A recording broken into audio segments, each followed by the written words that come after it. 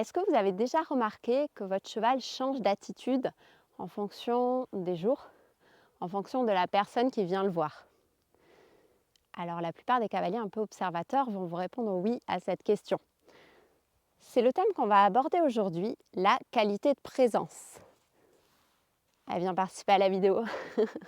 Alors la qualité de présence, à quoi ça sert déjà et qu'est-ce que c'est?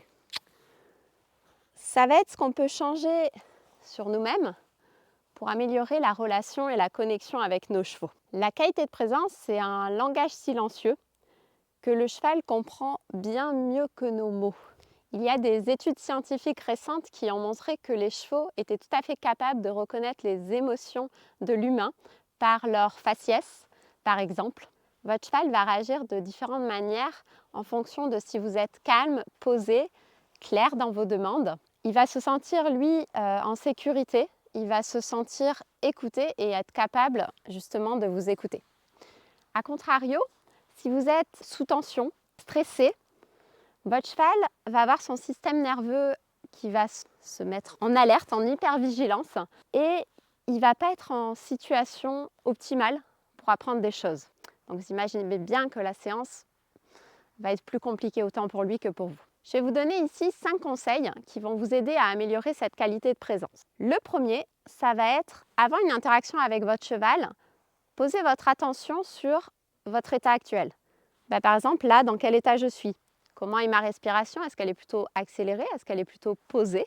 Est-ce que je suis présente ou est-ce que je suis en train de penser à aller chercher les enfants, à ce que j'ai oublié aux courses tout à l'heure? Voilà, est-ce que je suis vraiment à 100% présente avec mes chevaux et mes équidés et prête à démarrer la séance? Ça, c'est la première chose. Le deuxième conseil, ça va être observer avant d'agir. Je vais aller observer mon âne ou mon cheval. Est-ce qu'il est attentif à moi? Oui, là d'ailleurs, il veut que je le gratte, si c'est pas clair. Est-ce qu'il est prêt lui aussi à commencer cette séance? Le troisième conseil, ça va être vérifier que vous avez une intention claire de ce que vous souhaitez demander à votre équidé ou obtenir. Plus vous serez clair, plus ce sera clair aussi pour lui. Et pensez à inviter plutôt que imposer au cheval. Vous verrez que la demande sera prise d'une toute autre manière de sa part. Le quatrième conseil, ça va être penser à valider ce que vous propose votre cheval. Pensez à valider régulièrement, pas seulement ce qu'il fait, mais aussi son attitude, son calme, le fait qu'il soit patient, le fait qu'il s'introduise dans les vidéos alors qu'on a besoin de place. Pensez vraiment à valider l'être, pas que le faire. Le cinquième conseil, ça va être de mettre de la présence, mais pas seulement quand vous êtes avec vos chevaux, mais dans votre vie de tous les jours.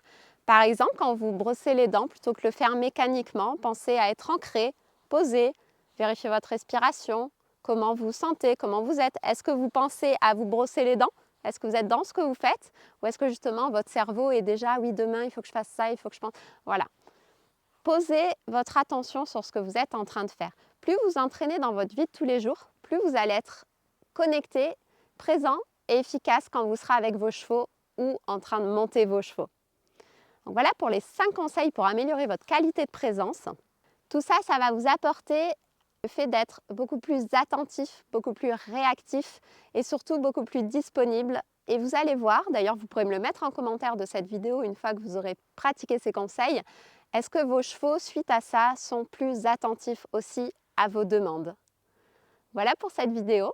Si vous l'avez appréciée, n'hésitez pas à la partager à quelqu'un qui pourra en avoir besoin. N'hésitez pas à vous abonner à la chaîne et surtout, n'hésitez pas à suivre les prochaines vidéos sur le sujet du partage entre l'humain et le cheval. À bientôt!